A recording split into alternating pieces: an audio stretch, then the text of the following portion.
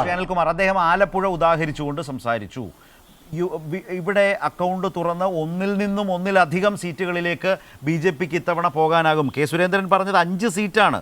ഈ എക്സിറ്റ് പോളിനുമൊക്കെ അപ്പുറമാണ് അദ്ദേഹത്തിൻ്റെ ഒരു സ്വപ്നം ഇപ്പോൾ, അല്ലെങ്കിൽ അദ്ദേഹത്തിൻ്റെ ഒരു വിശ്വാസം നിൽക്കുന്നത്. 5 സീറ്റാണ് അദ്ദേഹം പറയുന്നത്. ഇപ്പോൾ ആലപ്പുഴയെക്കുറിച്ച് പറഞ്ഞത് ഒരു ഗൗരവമായ ബി.ജെ.പിയുടെ ബി.ജെ.പി കാണുന്നത് എങ്ങനെയാണ്, പ്രതീക്ഷിക്കുന്നത് എന്താണ്, എന്തൊക്കെ തരത്തിൽ ഒരു മണ്ഡലത്തിൽ ഇടപെടാൻ കഴിഞ്ഞിട്ടുണ്ട് എന്നതിനെ സംബന്ധിച്ച് അവരുടെ ആത്മവിശ്വാസത്തെയാണ് പ്രകടിപ്പിക്കുന്നത് എങ്കിൽ അത് കരുതിയിരിക്കേണ്ടതാണോ? അത് കേരളം പോലൊരു രാഷ്ട്രീയ മണ്ഡലത്തിൽ വളരെ ജാഗ്രതയോടെ ശ്രദ്ധിക്കേണ്ട ഒരു ആത്മവിശ്വാസമാണോ ഇപ്പോൾ സോമൻ പ്രകടിപ്പിച്ചത്?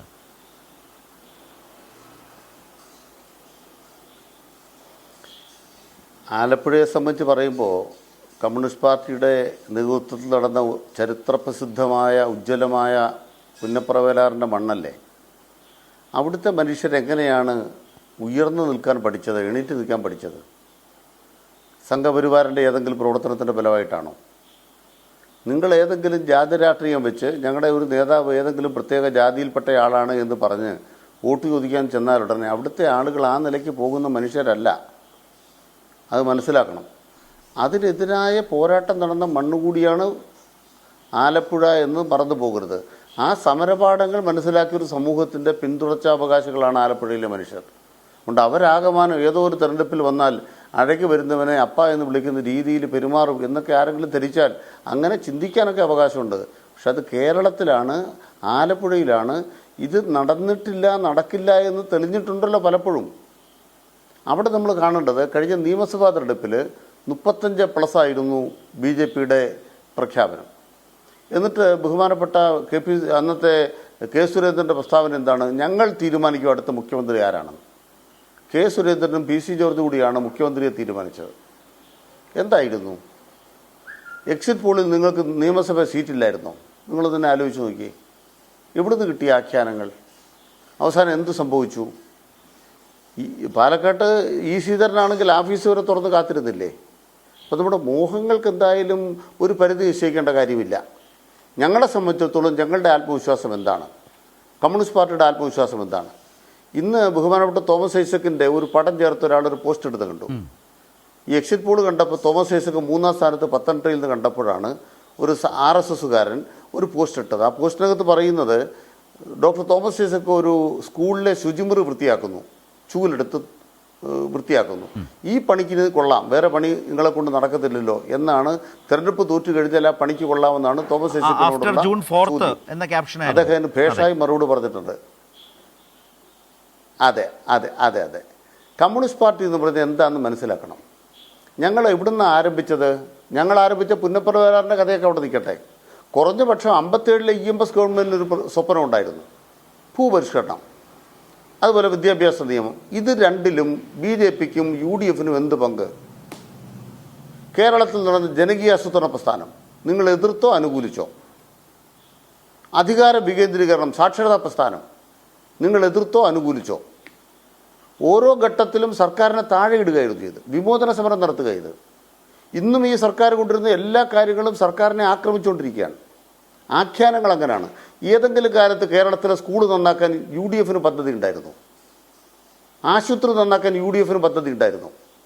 പിന്നെ എന്തിനാ LDFനെ തോൽപ്പിക്കുന്ന കേരളത്തിലെ ജനങ്ങൾ? സാധാരണഗതിയിൽ ഞങ്ങളെ തോൽപ്പിക്കേണ്ട കാര്യമില്ല. പക്ഷേ ഞങ്ങൾ എത്ര നല്ല പ്രവർത്തനം നടത്തിയാലും പിറ്റേ തെരഞ്ഞെടുപ്പിൽ ഞങ്ങളെ അട്ടിമറിക്കത്തക്ക വിധം മുന്നണി ബലാബലം ഒരു വിഷയമായിരുന്നു. ഇപ്പോൾ മുന്നണി ബലാബലത്തിൽ LDFനാണ് മേൽക്കൈ. ഒന്നാമത്തെ കാര്യം. കഴിഞ്ഞ ലോക്സഭയിൽ 20 സീറ്റും തോറ്റപ്പോഴും തോറ്റതിൻ്റെ കാരണം വേറെയാണ്, ഞങ്ങളുടെ കുറ്റമല്ല. ലോക്സഭാ തെരഞ്ഞെടുപ്പായതുകൊണ്ട് രാഹുൽ ഗാന്ധിക്ക് വോട്ട് ചെയ്താന്ന് മനസ്സിലാക്കിയപ്പോൾ ഞങ്ങൾ പോയി ജനങ്ങളെ കണ്ട് വോട്ട് പിടിച്ചപ്പോൾ ഞങ്ങൾ നിയമസഭയിലും പഞ്ചായത്തിലും ജയിച്ചു. അപ്പോൾ ഇടതുപക്ഷത്തിനെതിരായി ഒരു ആഖ്യാനം ഉണ്ടാക്കുന്നുണ്ട്. ഈ തെരഞ്ഞെടുപ്പിൽ ഈ എല്ലാ സർവേകളുടെയും ബേസ് എന്താണ്? ഇടതുപക്ഷത്തിനും CPMനും അല്ലെങ്കിൽ കേരളത്തിലെ സർക്കാരിനുമെതിരെ ഒരു ഭരണവിരുദ്ധ വികാരമുണ്ട്. ഇതാണല്ലോ ആഖ്യാനം. ഞങ്ങൾക്ക് മനസ്സിലാകാത്തത് 10 കൊല്ലമായി ഇന്ത്യ ഭരിക്കുന്ന ബി.ജെ.പിക്കെതിരെ ഒരിടത്തും ഭരണവിരുദ്ധ വികാരമില്ല. ബി.ജെ.പി ഭരിക്കുന്ന സംസ്ഥാനങ്ങളിലും ഭരണവിരുദ്ധ വികാരമില്ല. പിന്നെ എവിടെയാണ് ഭരണവിരുദ്ധ വികാരമുള്ളത്? അത് ബി.ജെ.പി അല്ലാത്ത പാർട്ടികൾ ഭരിക്കുന്ന എല്ലായിടത്തും കാണും.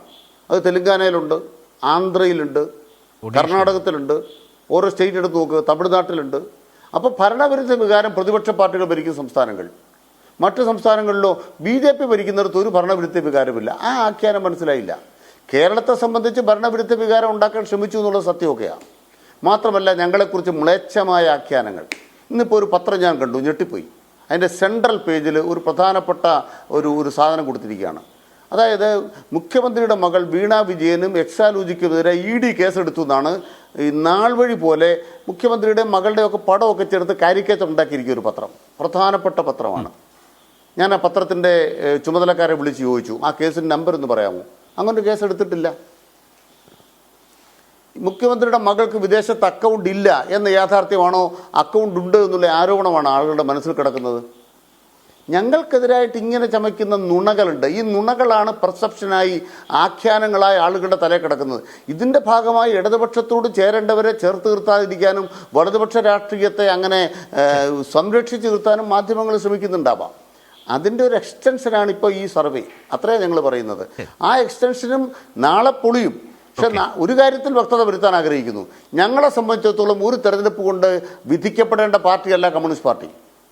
ഒരു തെരഞ്ഞെടുപ്പ് കൊണ്ട് വിധിക്കപ്പെടേണ്ട പാർട്ടിയെ അല്ല കമ്മ്യൂണിസ്റ്റ് പാർട്ടി. കമ്മ്യൂണിസ്റ്റ് പാർട്ടിക്ക് നിയതമായ വർഗസമരത്തിന്റെ ഭാഗമായ ഒരു സമൂഹ വികാസത്തിന്റെ രീതിയുണ്ട്. ഞങ്ങളുടെ കളരി വേറെയാണ്.